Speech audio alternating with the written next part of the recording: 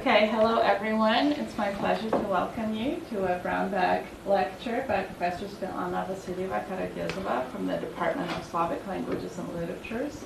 The lecture is titled Post-German Objects in Contemporary Polish Migrant Prose, and we are honored to have this lecture co-sponsored by the Max Kade Center and Professor Lori Vanchena heading it. So thank you very much for doing it with CREASE and the Slavic Department. Before we start, I think Professor Czerniecki will just talk about an event that will be happening tomorrow, and maybe you'll give a quick overview of the next 10 days or so. Since it's October 1st, then we're starting a new chapter, so to speak. All right, sounds good. Good afternoon, everyone, and thanks for being here. So just a few words with a preview of some of the exciting events that we have coming up. Tomorrow evening at 7 p.m. in the Pali lecture series, we will feature Vasyl Makhno, who is the leading Ukrainian language author now living and working in the United States. He is the author of 13 books of poetry in Ukrainian, as well as several books of essays, one book of short stories, and 2 weeks ago at the Lviv Book Forum, they featured the launch of his first ever novel. The first ever one is a massive one of about 500 pages, judging by the photos, pretty thick. So we'll be excited to have him here. He is a writer who has received a lot of international acclaim, and he is a great example of somebody for whom displacement, moving to a new place, actually has been a major creative catalyst and only significantly enhanced and propelled his prominence and innovation in contemporary Ukrainian and more broadly Slavic Institute of Theory and Writing. So that'll be tomorrow at 7 p.m. at the Malott Room in Kansas Memorial Union. Then coming up next week, in our Brownbag lecture series, we will be pleased to feature our own Bruce Menning, as we know, an acclaimed specialist in military history, talking about Nicholas II as master and commander. So Bruce is continuing his research on Russian imperial military history. And then we have an exciting edition Thursday of next week on October 10th. And this is a talk by Professor Michael Gorham of the University of Florida, Trolling, Power, and Political Communication in Putin's Russia. Professor Gorham is an associate editor at the Russian Review, so this event is co-sponsored by the Russian Review, as well as the Slavic Department, CREASE, History, and Political Science, and that will be at 5:30 on Thursday, October 10th, in the Burge Union in Forum B. CGIS, sorry, yes.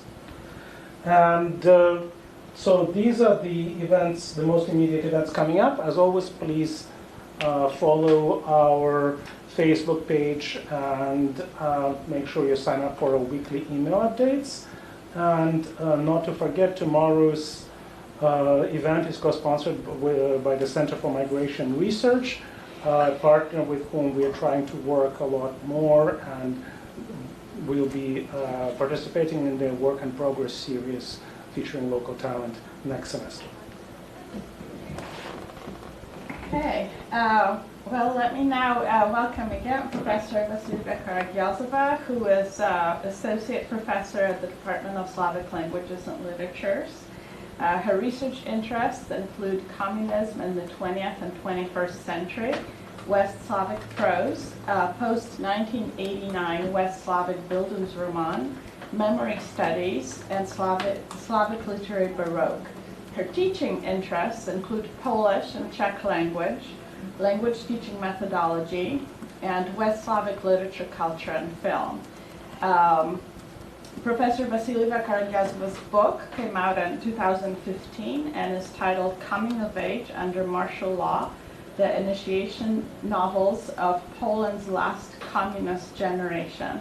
And of course, there's also a long list of articles and book chapters in such venues as the Sarmatian Review and Forum for Modern Language Studies and others. Professor Vassileva-Karagyozova received external grants, for example, the Czech Academy of Sciences and Institute of Czech Literature, National Endowment for the Humanities Summer Stipend, and Imre Kertész Kollégiana Research Fellowship. Thank you very much for coming today. Thank you for the invitation and for the introduction, and thank you everyone for coming. I didn't expect such a great turnout. So today's presentation is not exactly a chapter, but derives from my current book project, tentatively titled, this is the newest title, but still tentative, The City and the Body, the post-1989 reimagining of Wałbrzych in contemporary Polish prose, film, and drama. For those of you who haven't heard of Wałbrzych, Wałbrzych is a former German city, now belongs to Poland. It's located in Lower Silesia, southwestern Poland. It's interesting with its very hard transition from communism to post-communism. As a former coal mining center, it had a very hard time reimagining itself after the collapse of communism. I study prose, film, and drama that engage with the problems of the city. But today's presentation is going to be about post-German objects in two contemporary Polish novels. The worlds of humans and objects have always existed in a relationship of harmonious interdependence. People create and give purpose to things, and things themselves shape the identity of their users. Michał Csikszentmihalyi and Eugene Hochberg-Halten have argued in the same vein that there are no people in the abstract. People are what they attend to, what they cherish and use. Before people begin to make things themselves, they grow up and mature in material environments created by their predecessors. And the objects in those environments help them learn how to act culturally appropriate. Thus, the system of things to which people unconsciously adapt, or their habitus, to use Bourdieu's term, makes them characteristic of their culture. It is important to emphasize the word unconsciously here, because paradoxically, objects determine human behavior and identity to the extent to which people are unconscious of the object's capacity to do so.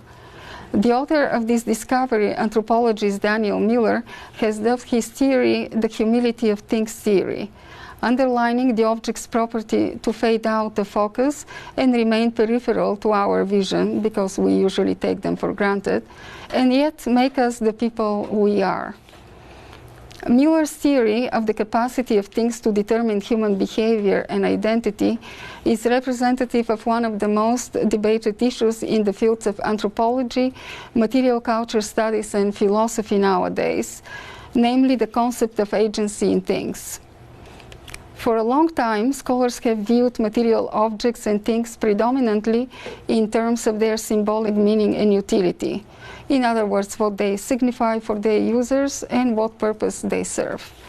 While this scholarship has produced valuable insights, its general premise lies in the dualism between the worlds of humans and objects. Within this framework, objects are viewed as inferior to humans and only coming alive through their contact with humans. In the recent years, there has been a shift away from this conceptualization and a transition towards blurring the stark boundaries between the animate and the inanimate worlds, and more importantly, recognizing that objects can have agency independent of human intentions towards them. The purpose of this presentation is to examine whether this shift in material culture scholarship has affected in any significant way contemporary migrant prose, in which objects naturally occupy a prominent place. More specifically, I seek to explore potential changes in the conceptualization of post-German things, rzeczy po niemieckie, in one of the most prominent trends in post-1989 Polish literature, the so-called literature of the small fatherlands. Joanna Nijińska defines post-German things as objects ranging from buildings to kitchen utensils left behind by German civilians who were evacuated by the Nazis at the end of World War II or who were deported after the border changes of 1945. A product of Polish post-collapse literary reality and inspired by the quest for local and personal identity, the small fatherland trend spurred the emergence of multiple regional narratives, which provided an alternative to the national grand narrative. In their temporal dimension, those regional narratives evoke the memories of and the nostalgia for the pastoral childhood, while in their geographical dimension, they revive the traumatic events of the mass migrations in post-World War II Poland, when 1.7 million Poles from the annexed by the Soviet Union eastern borderlands were forced to leave their homes and belongings and relocate. Most commonly, their paths took them to the new western borderlands, the so-called regained lands, where Polish migrants had to make new homes in the houses of the German civilian evacuees or expellees. For about 50 years, the first generation of Polish migrants struggled to grow new roots in the post-German lands and to suppress the memories of their pre-war lives in eastern Poland.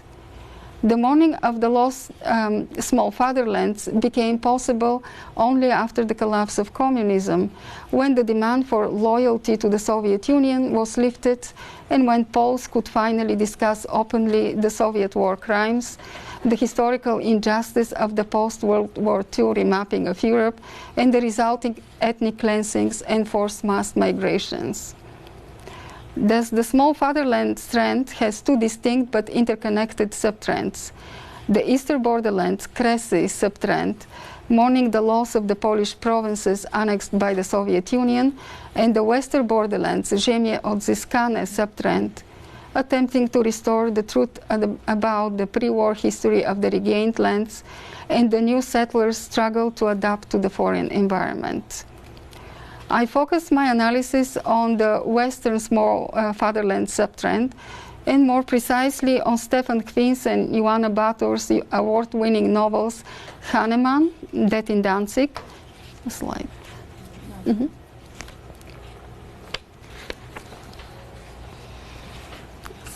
And next one, Ciemno prawie noc, Dark almost night. Respectively, as the earliest and the most recent representatives of the subtrend. Both novels depict the aftermath of the war from a dual vantage point. From the perspective of a child who was old enough to form lasting memories of the events, but young enough not to have an adult understanding of what was happening around, and from the perspective of an older person reflecting back on his past experiences. This fact determines the genre of the novels under discussion. Death in Danzig defies a strict categorization, as it combines the characteristics of a variety of genre forms: a memoir, detective novel, philosophical treatise. However, in the second part of the novel, the coming-of-age narrative takes precedence over the other narratives.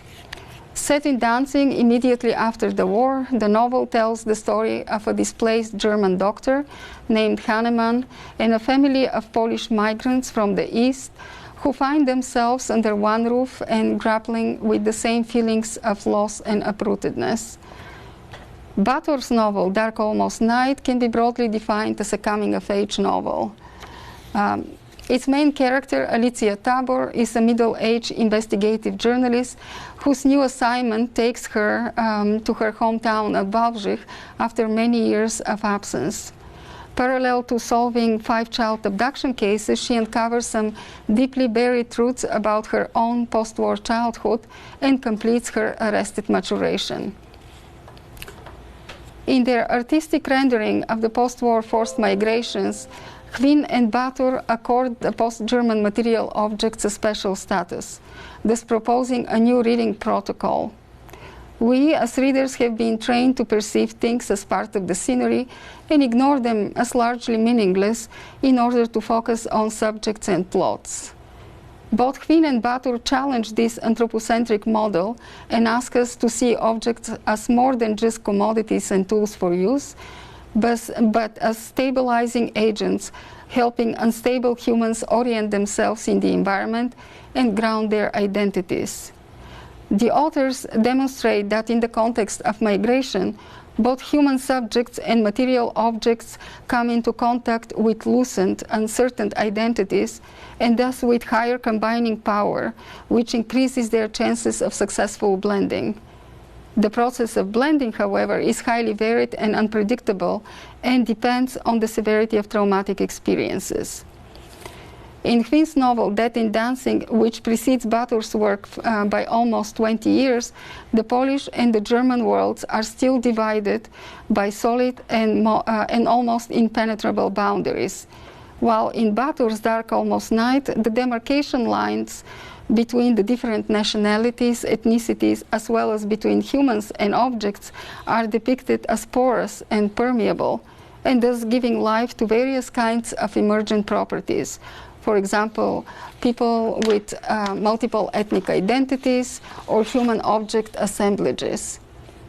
As both Hvin and Batur use material objects as a vantage point for exploring Polish-German relations, when read comparatively, their novels reveal how the literary interpretation of the entangled historical relations between the two neighboring countries has evolved over the last 20 years.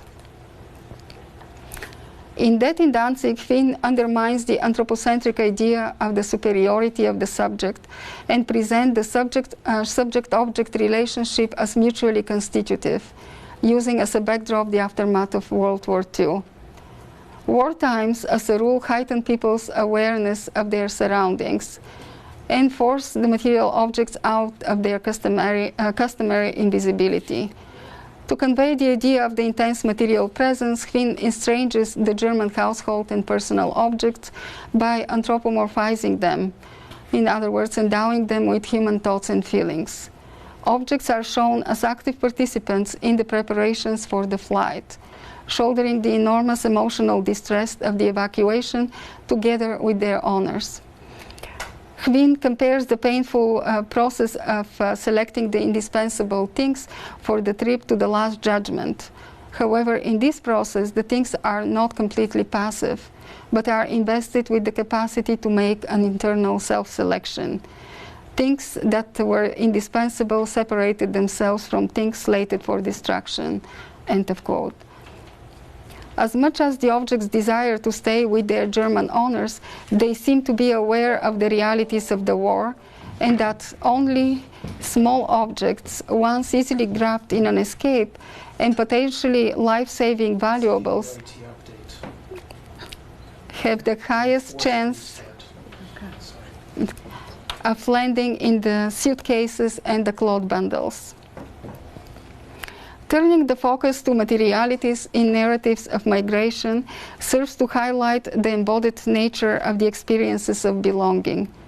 In scientific terms, the breaking of the deep, intimate connection between the German evacuees and their material possessions can be described as a disruption of the constant sensory input from the familiar material environment to the human brains, which threatens not only the stability of the brain, but also the continuity of the sense of self as a fragile creation of the brain.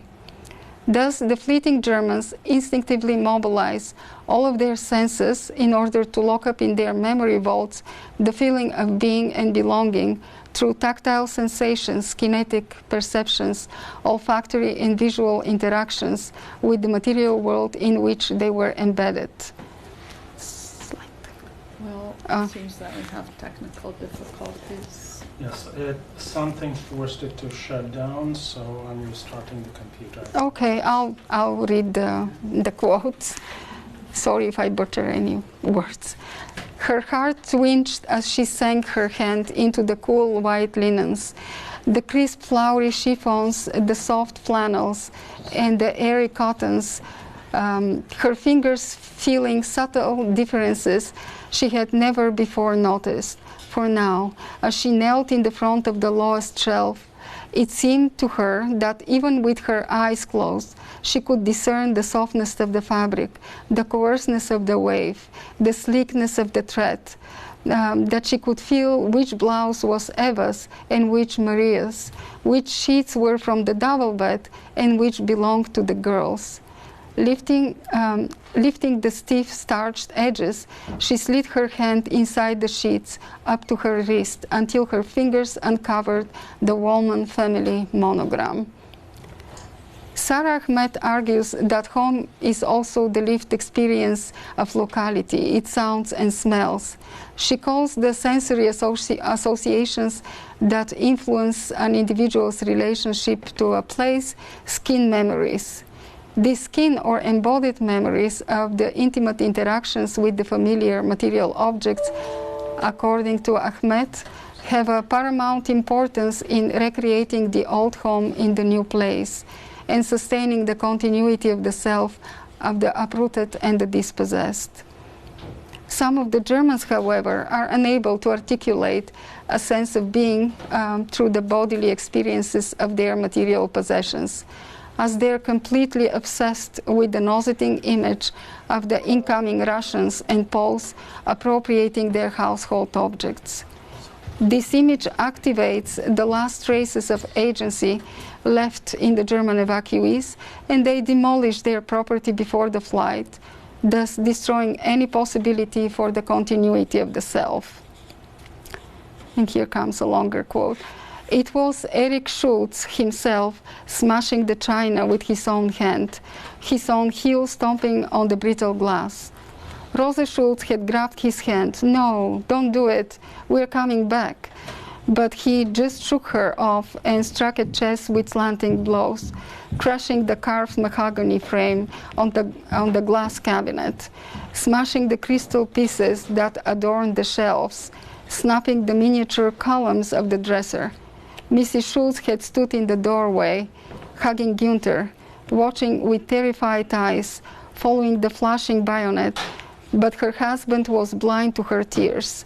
He stepped into the entry room and calmly and deliberately began to bash the metal pommel against the mirror until it burst into starry lines. Then he tore down the curtain and opened the door to the bathroom. Mrs. Schultz tried to pull him away, but he whispered sharply, "They're not getting anything, you understand? You think I could live in the same house once those eastern pigs had stayed here? You are not going to bathe in the same tub where some swine of a Pollock has just bathed along with his louse-ridden wife. You'll see," he lowered his voice. "The whole place will be covered by lice. You are not eating off the same plate where they had their filthy muzzles. We are not leaving them anything, you understand? Not a thing." And he stomped on the white linen shirts that were strewn around the linen cabinet, as if he wanted to stamp out the invisible bugs that were already, he could see them swarming in the hems of his cuffs and collars. With every tear, breakage, and smash, Erich Schultz ruptures the intimate bond between himself and the material environment that had shaped his sense of being and belonging. By stripping himself of all the characteristics that define his distinctive personhood, social status, family history, fine taste, and creativity embodied by the material possessions, he voluntarily deconstitutes himself as a human being. The terror in the eyes of Mrs. Schultz, the disgust with which Hahnemann examines the vandalized apartment, as well as the animalistic projections onto the new Polish settlers, allude to Erich's total depersonalization and dehumanization. The Germans and their material objects seems to leak into each other. As the objects become saturated with humanity, the humans begin to lose their personhood and become dehumanized and ultimately objectified. They recognize the limitations of their autonomous human will and agency. What is emphasized here is both the humanity of materiality and the materiality of humanity. Humans and objects are mutually interconnected. The objects belong to the Germans, but the Germans belong to their objects as well. This is revealed in the scenes in which the German civilians are already gone, but their belongings remain, and through their materiality, they expose the marks of the human object co-dwelling and shaping of each other. She was about to put her own soap in the iron mesh basket that straddled the edge of the tub when she saw that there was already a piece there, dried up and flattened with use. When she noticed a few hairs stuck to it, she felt a slight revulsion, as if she had found a dead snail, but it turned out that they were only hairline cracks. Without thinking, she reached for the faded hand towel on the hanger, but when she noticed a blue embroidered W, she stopped. She took down the towel, placed it in the linen closet, and hung up her own, white with a green stripe. When she had finished, she again held her hand up to her nose. The tub was clean, though the bottom had been worn matte by frequent scouring. In the strainer, however, she found a clump of blonde hair, a child's. She fished it out and dropped it in the toilet. As the last intimate witnesses of the German evacuees' presence on Earth, most of the evacuees in the novel died during the bombing of the ship Bernhof that was supposed to take them to Hamburg. The household objects are uniquely equipped to tell their owners' life stories. This specific practice of material mourning once again highlights and narrates the mutual constitution between human beings and non-human material objects, and thus broadens our understanding of human belonging and what fosters that sense of belonging. The material mourning also universalizes human suffering and evokes readerly empathy towards the other. The arrival of the new Polish settlers, however, interrupts this nostalgic storytelling and disrupts the horizontality of the human-object relationship.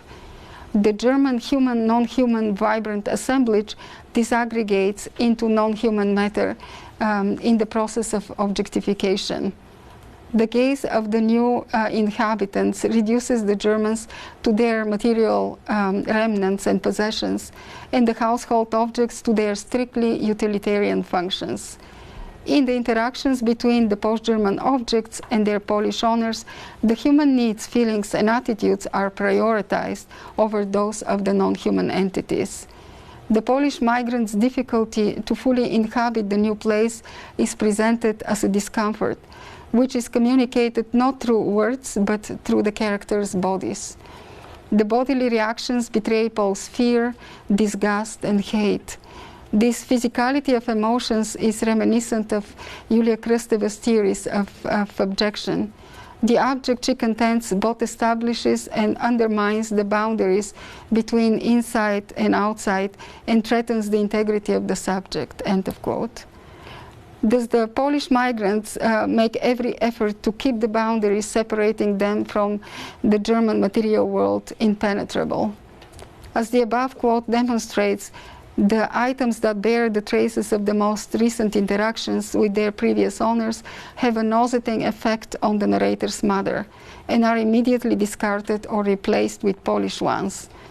In another scene, the narrator's father takes down and puts away a German family portrait, as it is preventing him and his wife from falling asleep. The clash of familiar and foreign sense, however, proves irremediable and ultimately destroys the sleep of the Polish couple on their first night in the German place. And in the evening, as they lay on their newly made bed in the middle room, Mama in her nightgown from their home on Novogródzka Street, and Father in his striped UNRWA pajamas, the smell of their street from the outskirts of Warsaw collided with that of the monogrammed bed covers that Elsa Wallman had bought in 1940 in Julius Meller's shop at Achornbeck 12. Two incompatible scents upsetting their sleep. Failing to recognize the post-German objects as homely reveals the new Polish settlers' internal struggle to create an effective atmosphere for restoring their sense of being and belonging. For them, the German houses are not just a foreign place, but the dwellings of Poland's historical enemies, which complicates the process of regrounding. The deserted houses and household objects are perceived as synecdoches of their previous owners, and the Polish migrant's fragile sense of self feels threatened by these strong associations. Therefore, the new Polish settlers purposefully refrain from developing an emotional attachment to the post-German material world as an act of self-protection. The loose bond between the post-German objects and the Poles results in the frequent change of owners of the most valuable possessions, the china pieces, silverware, and the lack of care and desire to prolong the life of the kitchen and dining utensils. They become invisible. However, this is not the invisibility of the objects embedded in their familiar, domesticated background and network of everyday gestures and habitual interactions that Daniel Miller refers to, but invisibility that ensues from conscious neglect. In actuality, they were invisible because whoever paid attention to the color of air, light trapped in glass, the song of drawers pulled open, or the high-pitched notes of the mahogany armoire. But then they would be remembered, and a desperate search would ensue. A hunt for lost textures and forgotten surfaces, regrets for having shown so little care, so little heart, for having only existed among them with no feelings, doing nothing more than just picking up, wiping dry, and putting down.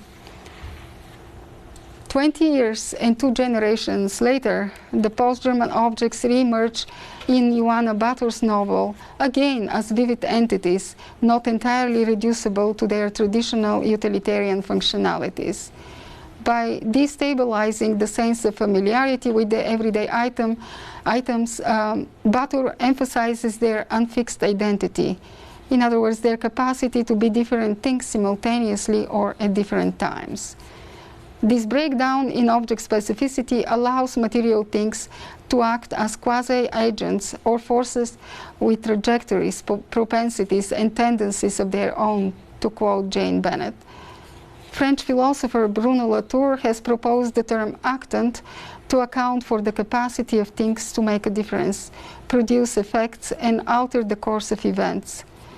Actant, contends Jane Bennett, is any entity that modifies another entity in a trial, something whose competence is deduced from its performance rather than posited in advance of the action, which implies the non-intentionality of material agency.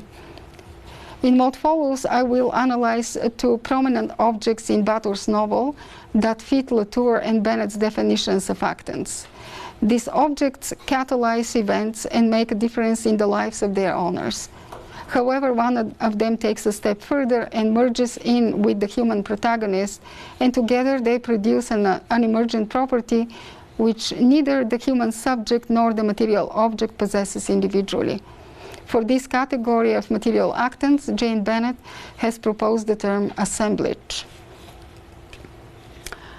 One of the most powerful actants in Dark Almost Night is Redhead Hans, or the teddy bear, which Alicia Tabor receives as a gift from her father's first post-war trip to the GDR.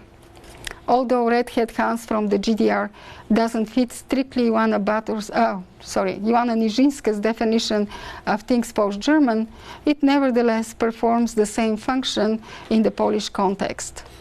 It comes to represent the German, However, not the traditional sadistic perpetrator known to Poles from socialist textbooks, but the good-hearted German, who didn't kill children, puppies, and kittens, and who didn't burn babies in ovens, end of quote.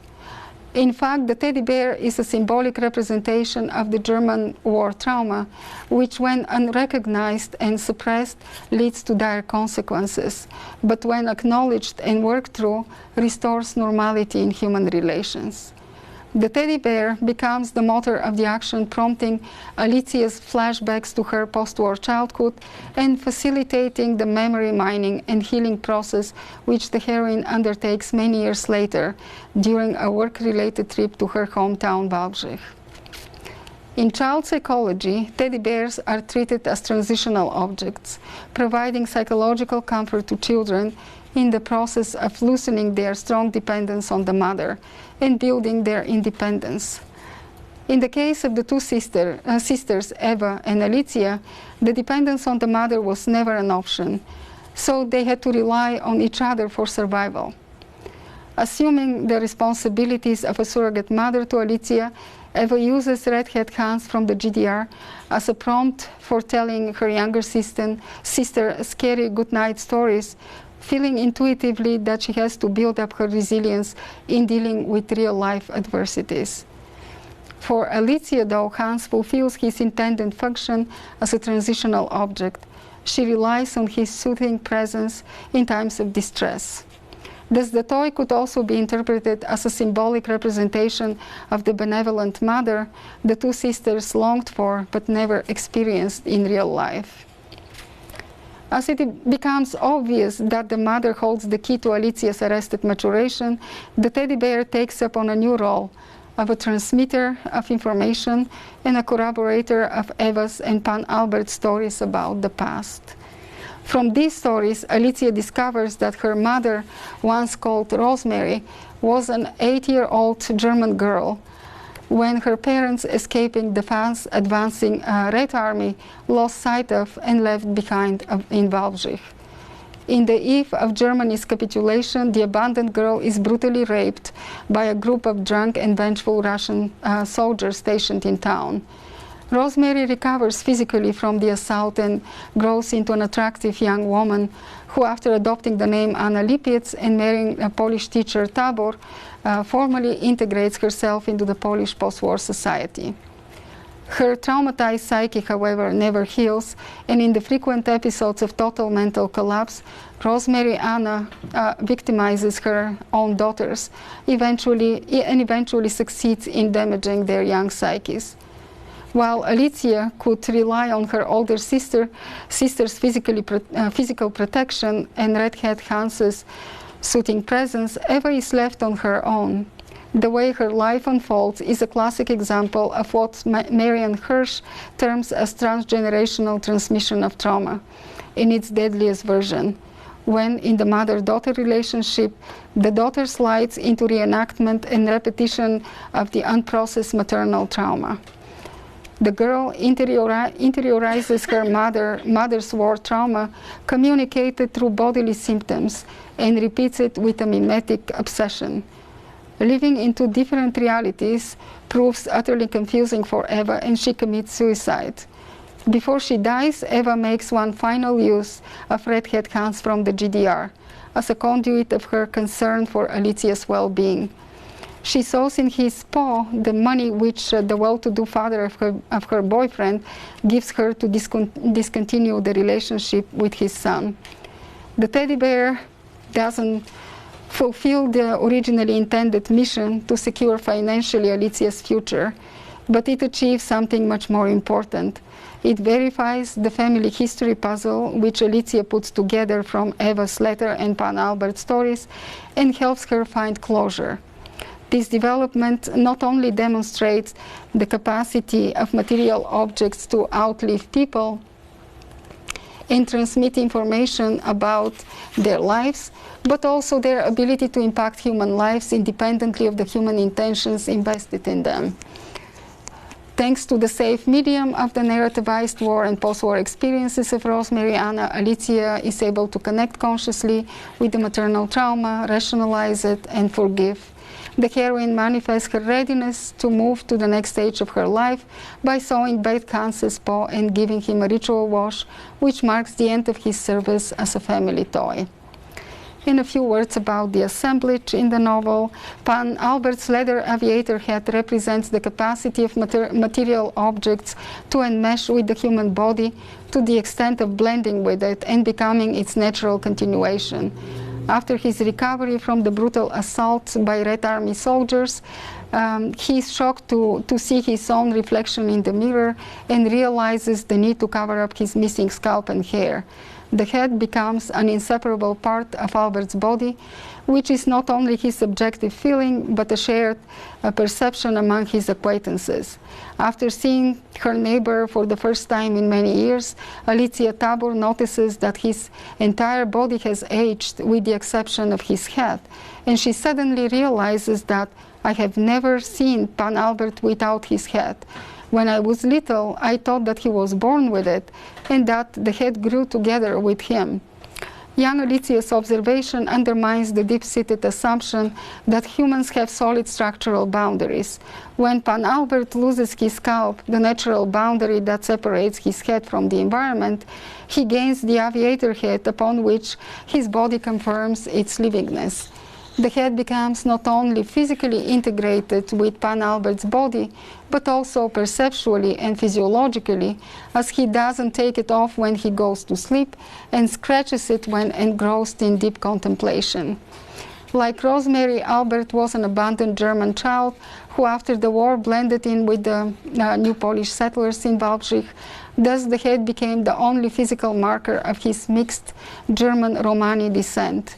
The reader infers the German origin of the aviator head from the fact that it was given to him after the end of the war by Apollonia Kitty Kitty, one of the benevolent surreal creatures in the novel. The loss of his Romani mother was one of the biggest childhood traumas for Albert, and if during the war he appreciated the fact that he didn't inherit any of her anthropological features, he found himself missing this part of his identity in the socially diverse post-war Wałbrzych. Thus, he embraces the dark leather hat as a token of his maternal heritage. And the last detail that completes the symbolic meaning of the head as a canvas of his identity are the floral patches with which Albert covers up the worn-out leather, and which are an equivocal manifestation of his lifelong love for gardening and his occupation. A short conclusion.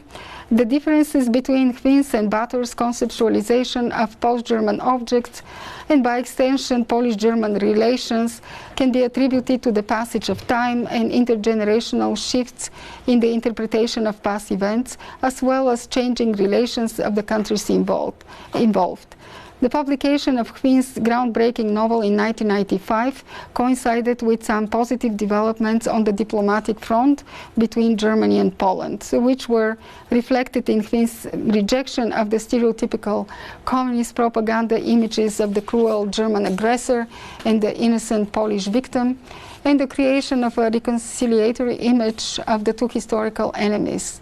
Thus, for Chwin, the adoption of the material object's perspective served to dismiss earlier official narratives of the past and to propose a means for universalizing human suffering in a way that doesn't efface differences and injustices, yet does open territory that can be claimed common ground. Ioana Bator's novel appeared almost 20 years later in an atmosphere of renewed tensions in the Polish-German relations. After a very promising start of the reconciliation process in the early 90s, Poland all of a sudden felt threatened by the direction that Germany's attempts to reinterpret its past and structure its new post-unification identity was taking.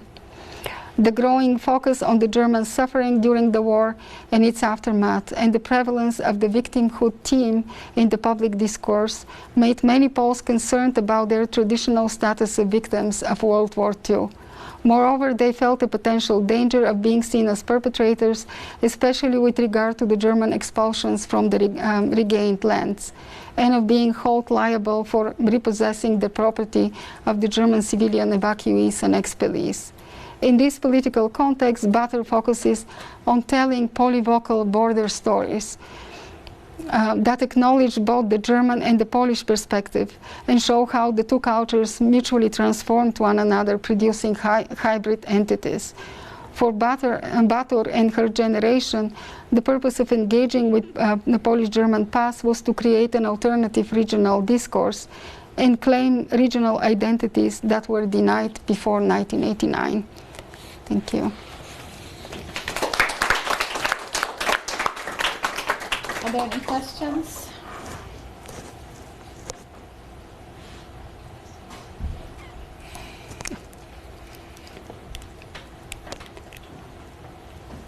I'd like to know how you came to this topic.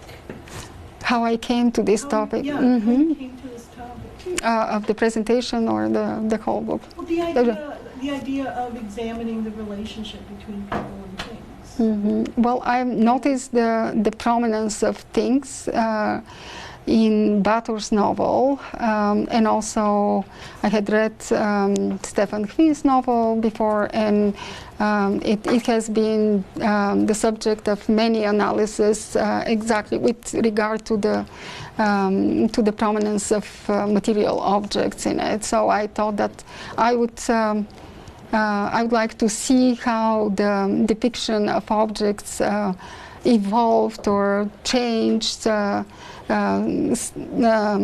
the past 20 years, because 20 years separate the two novels.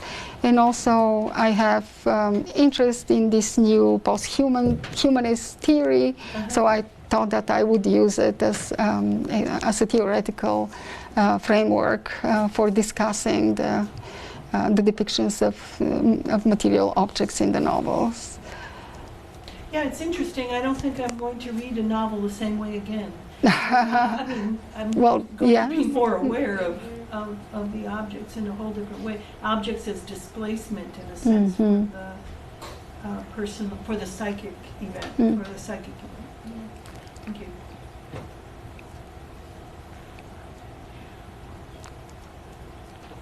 Yeah. I have a quick question. So I have done some work on the function of the topos of a museum and the concept of a museum in Ukrainian literature. And it strikes me as somewhat related. Yes. Because, of course, what we put on display in museums are objects that from the past. However, I do feel a little bit of a difference between these two novels and the novels that I've read, Ukrainian novels about the museum. And I can't quite put it into words yet, but it seems that the Ukrainian novels seem to be much more concerned still with narratives. So the emphasis still is on narratives rather than objects. Trying to make stories out of these objects and like pull out stories out of them. Still doesn't tap into stories. Do you find the same here, or is it? I feel there is a difference. I just can't articulate it. I haven't read either of the novels. Well, I think that in these two novels, objects are also used to create narratives around them. But I don't know, maybe they're more personal. The objects displayed in museums, don't have, or this personal connection to human beings is not so obvious, and in these novels it's the connection between the objects and the people that makes them so interesting. And the descriptions in Chwin's novels are lyrical, they're just poetry. Thank you for a really thought-provoking talk. I'm taken with this idea of objects having agency. I was really, really trying to work through that. I noticed that sometimes when you talked about objects, you still use the passive voice. So how is it that these objects have agency? So if an object is used to do something, then the actor is the person. I felt like some of the quotations gave me an inkling of this agency, but I really want to explore this idea. I'm not at all pushing back against it. I understand. I had a hard yes, a hard time understanding that concept of agency in things. And I think Stefan Hwin achieves that through the anthropomorphization trope.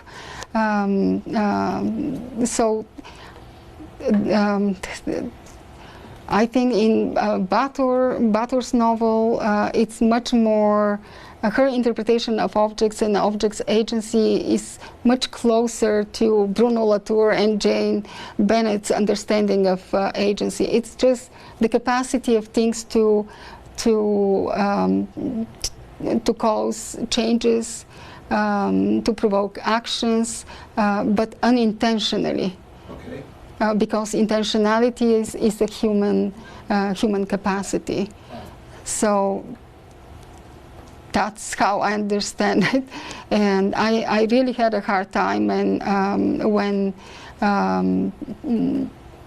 trying to use the theory to discuss the objects in the novels, and I try to convince myself that these objects really have an agency. They change the life of the characters unintentionally, just by being there or being at the right place in the right place at the right time.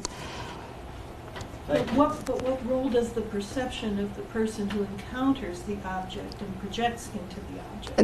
I think people are unaware of the capacity of objects to change their lives or to provoke. This happens unconsciously. Unconsciously. Mm-hmm.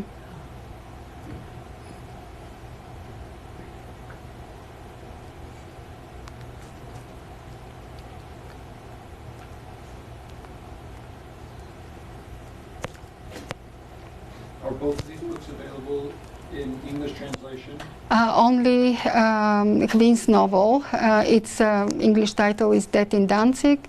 Joanna Bator's novel is not translated, but it was recently filmed. Oh. Yes. I wonder if you see generational and gender differences.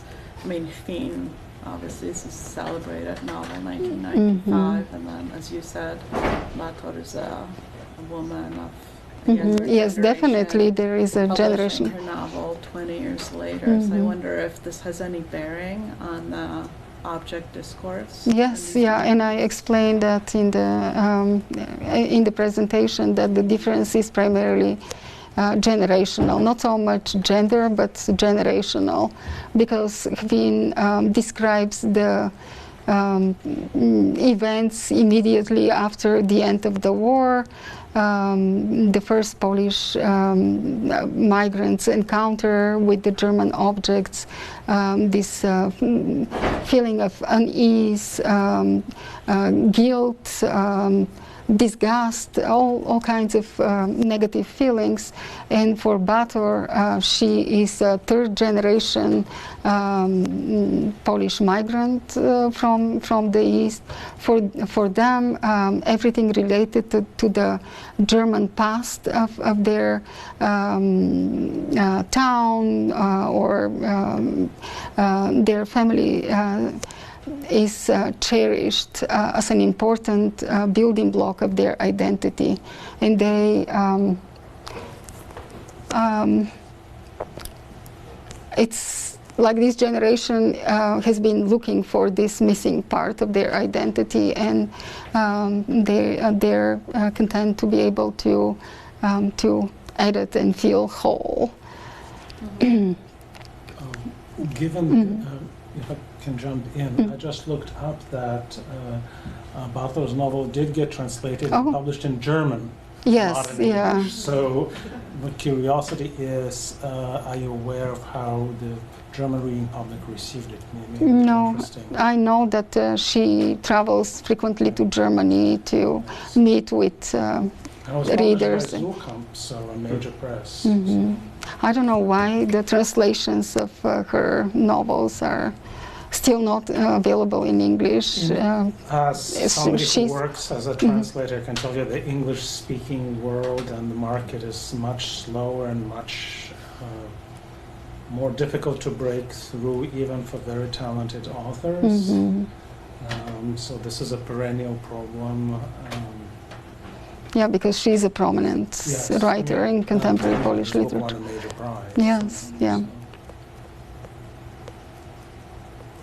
So let's hope it will be translated soon. Let's hope, because I want to use it in my teaching, my classes. If there are no other questions, then thank you very much. Thank you. for lecturing today. Thank you for coming.